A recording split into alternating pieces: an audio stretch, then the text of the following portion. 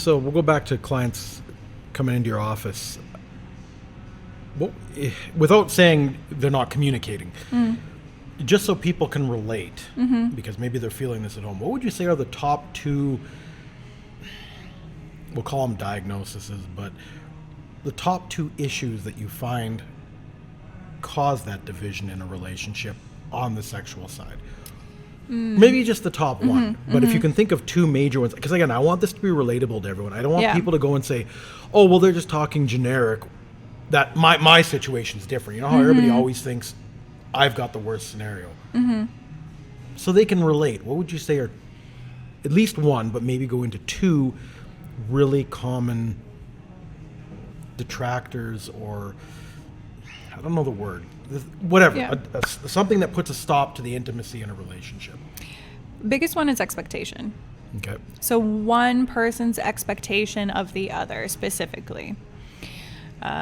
More than not, especially if we're going back to desire discrepancies as like our tip of the iceberg, one partner's expectation of the other partner is usually what leads to further breakdown in the sexual relationship.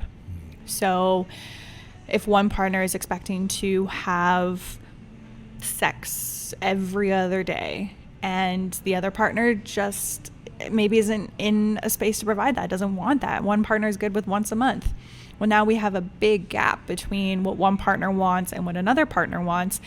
And if that is being communicated through expectation, so, well, you should just want it. Well, why is it such a big deal? Why do I not have to have sex as much? Because you want it less, right? Like I hear stuff like that. Yeah. And the reality is that expectation is killing it further from, or getting you further from what you want. Okay.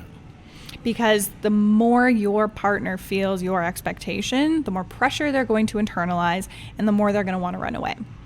Because our bodies are programmed to keep us away from negative experiences, right? Touch a hot stove once, you're hopefully going to remember to not touch it again, right?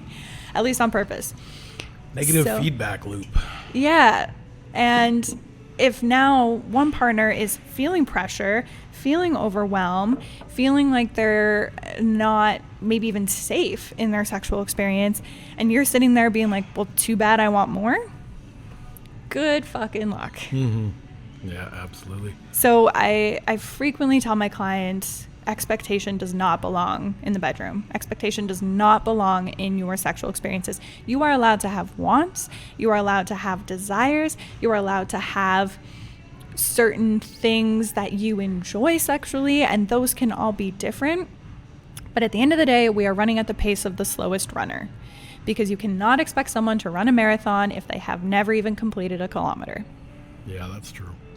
Yeah, because you're going to come in with different experience levels, knowledge levels, or just interest levels. So. Totally.